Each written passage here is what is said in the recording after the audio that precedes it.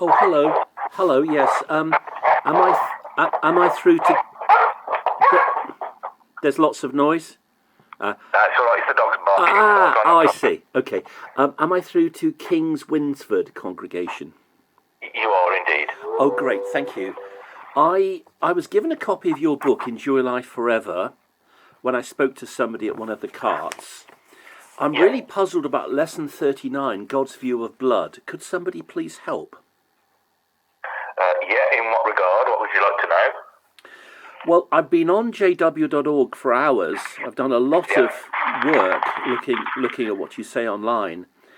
I've discovered that your Watchtower, 15th of October 2000, page 30 to 31, says that you cannot store blood outside the human body. Yeah.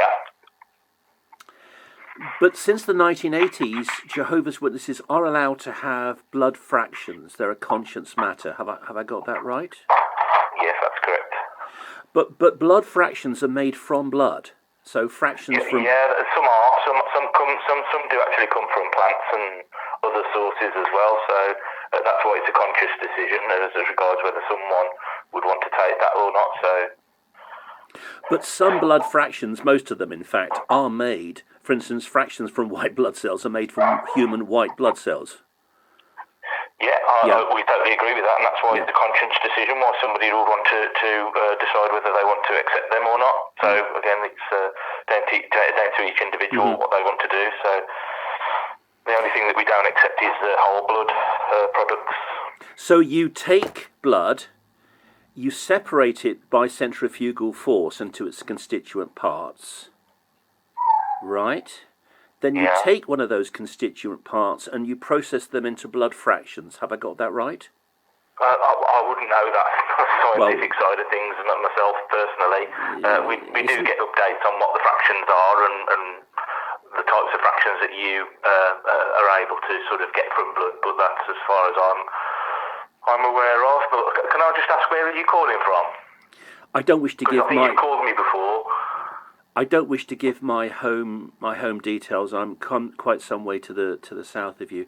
So the point I'm making is that blood fractions are made from blood. They're processed. Blood's processed and then it's stored.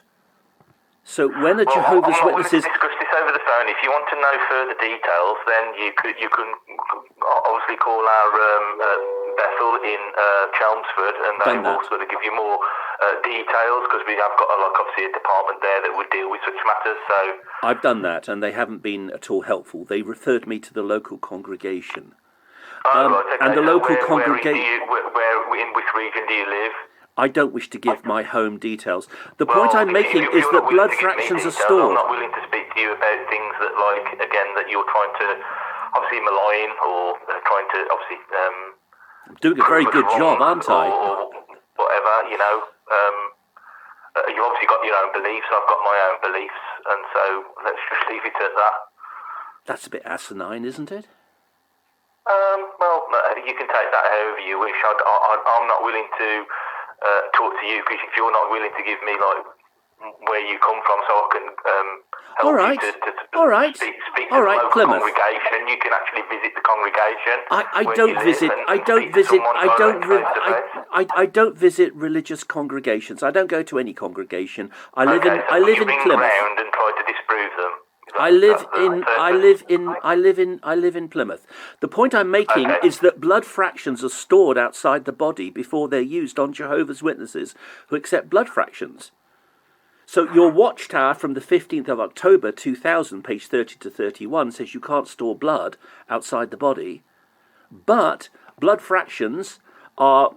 it's not really high-level scientific knowledge. They separate blood into its constituent parts by spinning it. It's called centrifugal force. Yeah, I know what centrifugal... I know what that is, yeah. Okay, do they do that at Bethel? Do what? Do they do that at Bethel? Do they do what at Bethel? Centrifugal force. I wouldn't have thought so. Oh, no. Okay. Then they separate, then they process those blood products, those blood different constituent parts of blood into fractions, and then they store the blood fractions. Now, in storing the blood fractions, which are made from human blood, wouldn't that mean that they're breaking if a Jehovah's Witness accepts blood fractions, wouldn't that mean that they're breaking that commandment in the Watchtower, 15th of October 2000, page 30 to 31, which says you can't store blood products outside the body? Clarification on these things, and that's why it becomes a conscious decision for each individual to make whether they want to do that or not, and some witnesses would choose to, some witnesses would not. So, would again, choose to what? To each individual. Would choose to what? Choose to either accept the fractions or not. But if they were in a situation where they were required. But the point I'm making is blood fractions are made from blood, and they're processed and then they're stored, sometimes for quite some time outside of the human body. Your Watchtower, 15th of October 2000, page 30 to 31, says you cannot store blood. You see? I'm not willing to argue over these things over the phone. I really am not. If you're trying to pick holes in what we do and how we do it, then that's fine. We've got the Bible. We try and follow it to the best of our ability, and so that's all I'm willing to sort of say on the matter, really. Okay. On page 163, paragraph 1, what is Jehovah's view of blood? It's 3 lines. It says, Jehovah told his worshippers in Bible times, the life of every sort of flesh is its blood. Leviticus 17:14. To Jehovah, blood represents life. Since blood is sacred or holy, gift from God, blood is also sacred. Yeah, that's paragraph 1 of lesson 39. But if you read the next verse, Leviticus 17:15, it comments on verse 14, and it says that the punishment for those who broke the law on blood was simply to have a bath. You had a ceremonial cleansing of your body and your clothes in water, and then you were clean and you went back into the camp. So I'll read from verse 13, Leviticus 17:13. Look, I don't want to be rude, but I'm actually working at the moment. I'm a family man. I need to work. Sure. And I'm in the middle of my job at the moment. So I really haven't got time to sort of go into all this detail with you about these things. But what I would say is, if you want any answers, go to jw.org. You've obviously done that, and you've it's done your hopeless. research. I mean, it's hopeless, isn't it? Need for Noddy you to would know more. To ring round and try and disprove or try and disparage what we're trying to do, as in this time of the end. I think you're being very nitpicky about some of the things that you're sort of saying, and I understand that your sort of point of view, but I don't really want to talk about it on the phone. If you want to speak to someone, there's a congregation in Plymouth that you can attend, and you can speak to somebody. I don't attend any religious meetings. Well, I don't appreciate you having to sort of call me and try and pick this with me, and when I live in the Midlands, what's the... Are you ringing around lots of brothers, people to try and have these conversations? Well, it's very difficult to find anyone who will talk. Most people just sort of tell me to contact somebody else. You say you're busy, you say you're working, but you do keep on talking, you see. Would you be willing to talk to me some other time? No, not really. Why not? Because I don't feel the need to. If you've got your views on what you think we're doing wrong, then that's fine. But I have a clean conscience before my Father, Jehovah, and that's all I'm willing to say. What about the 50 to 60,000 people minimum who've died because of the blood transfusion policy which was instituted in 1945? What about all the millions that have died because they've had blood transfusions and it's been dirty because of AIDS or hepatitis and things like that? So, we keep going round and round and round in circles. What have we done? What have they done? We just try to live our lives the best we can to the Bible just and wait. its principles. You don't stop talking. It's the verbal jihad. All I can say. And people always pick flies with every religion or with every... I don't want to stand and, like I say, talk any more about it. You've obviously got your own views on what we believe, and, you're not going to change that view for me. So I think it's just like a pointless conversation at the end of the day. It's just arguing for arguing's sake. Well, you don't listen, do you? You're not a good listener. You just talk. I'm getting the verbal jihad from you. Right, yeah, that's right, yeah. So, yeah, no. Yeah. I mean, don't you feel responsibility? Jehovah's Witnesses have killed. The Nazis killed 6 million Jews in the death camps. And they killed Jehovah's Witnesses But the Jehovah's Witnesses have killed 1% of that total. Many years ago, they calculated the minimum deaths since 1945 are 50 to 60,000. That's 1% of the Holocaust.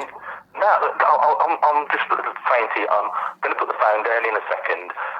You obviously don't believe with what we do. You don't obviously appreciate what we do, so just leave it at that. What you do is you kill people. What you do is you kill people.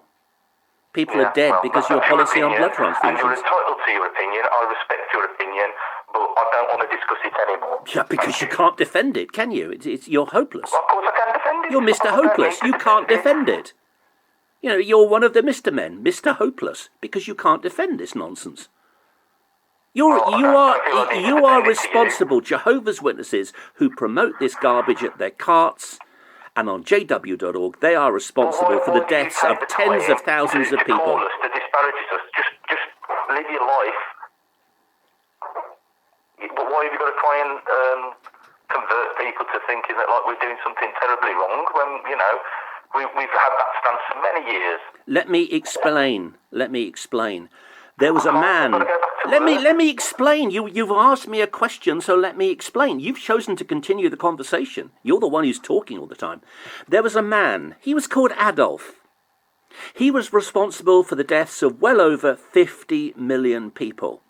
He killed lots and lots of people. He tortured people. He did all sorts of vile things.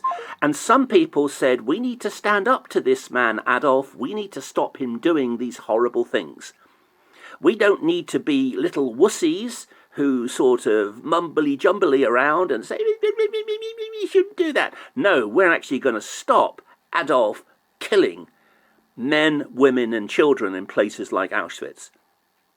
And there are other people who say that other religious groups, such as the Jehovah's Witnesses, who have killed 1% of the number of the Holocaust at least, 6 million Jews were killed, about 50 to 60,000 Jehovah's Witnesses have died because of the policy on blood transfusion when it was calculated about 10, 15 years ago, minimum. So because the Jehovah's Witnesses have killed 1% of the Holocaust, at least, other people think we need to stand up to these people and not let them get away with this.